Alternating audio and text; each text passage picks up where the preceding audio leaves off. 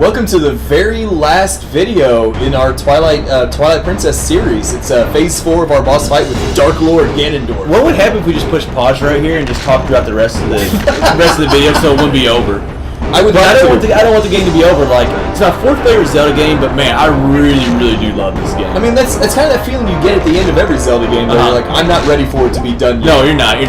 At this time when I was going through this fight, I was like, well, there might be 8 more phases by the time we get done with this guy. Well, especially considering you think back to the Zant fight had about 7 stages. Oh yeah, that's true. Was awful. Those were very fast though. That's true. But these have been a little bit longer, but I just absolutely love this last phase. Just man versus man, like, you know, sword versus sword to the death. I just absolutely love it. And first time we really had a sword fight with Ganon, it was awesome. It was awesome. But between that and like the atmosphere we're in now, it's like this lightning is striking in the background. It's like at the end of part 3, I kind of mentioned it looked like a storm was coming in, and now it's like it's here. And that storm has seemed to progress. Actually, I just noticed this. Progress as we've gone through these phases. Because when we first got into Hyrule Castle, it was just kind of the wind was blowing really strong.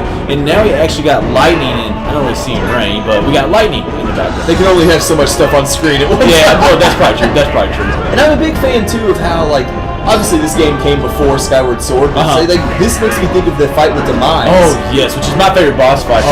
My favorite final boss fight of any game. Yeah, just having the little lightning. Of course, in that one you actually get the rain and things like that. I think you know, they did an awesome job with this final boss fight. But if they could have had rain, you know, it might have been a little bit better, a little cooler. Good job, Nintendo. I'm doing Zelda games.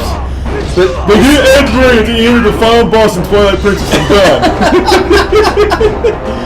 And this last stage, he's like, it's not difficult per se, but it can be very tough. You see us using the backspin attack quite a bit. That's actually something I was thinking about today. If you don't have the hidden skills, this boss fight can actually be very difficult. You literally have to time every attack for the moment he attacks. Yeah, exactly. Yeah, I think there's like a kind of like a secret. You kind of like circle around him, like right against him, he'll kind of lose you a little bit. But. And there's a few times actually where I think he goes to kick you or something. He does, and you dodge it and get it. Yeah, that's a good time to strike too. But yeah, if you don't have that backspin attack, well, I keep on using the one where he jumps to the side. And what's that called? Do you remember? I think it is just the backspin. That's what I keep calling it anyway. I'm not sure what that was called. I don't know the official name.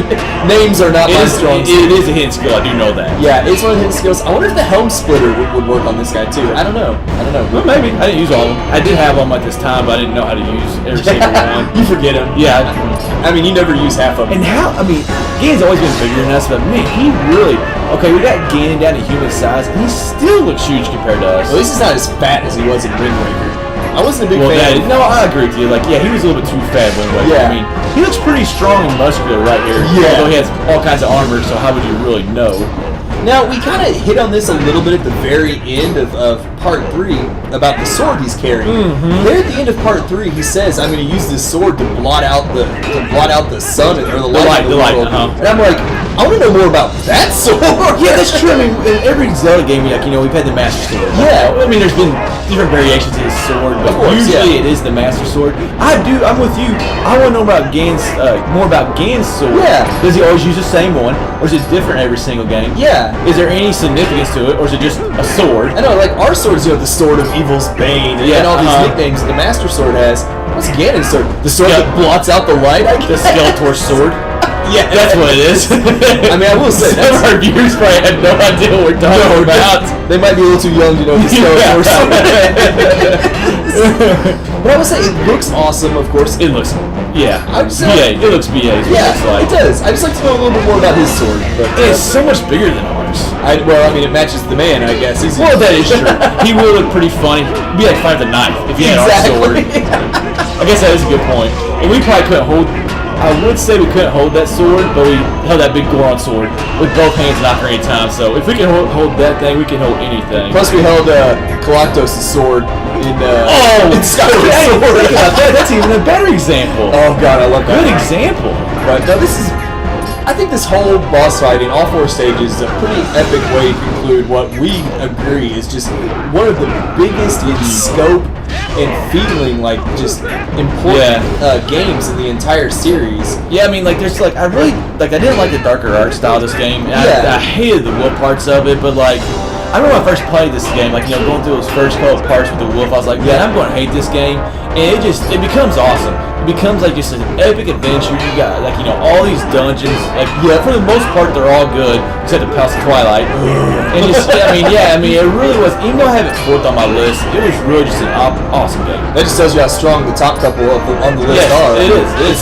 We had this to start. Yeah, it's like Ocarina, Link to the Past. I mean, this is just like I said. Once you got past kind of those wolf stages earlier, where you have to be in wolf form for quite a bit, like the game opens up so much. Yeah.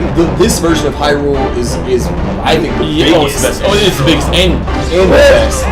Not to complain too much because it's an awesome game, but like I wish there had been more to explore. That's true. Like you had this big old vast area. I just didn't feel like there was a lot to explore. And even though we've mentioned many times throughout this commentary in these games, like the darker art style has been a little bit of a turnoff, but like the more realistic looking though. Like I did love it. It did look more realistic. I keep on saying I don't like the darker art style. I think I don't mind that. I think it's more the wolf and the Twilights that I don't like. I don't think it's so much the art style. It's just the theme, I guess. Yeah, the theme would be a better way to look at it. So I'm actually okay with the art style. Yeah, but like seeing these humanistic guys, it really just added to a game that was just, like we said, so epic. I know we've said that word quite a bit. Yeah, well, it was an epic game, so we keep on using it. And this wraps up Twilight Princess.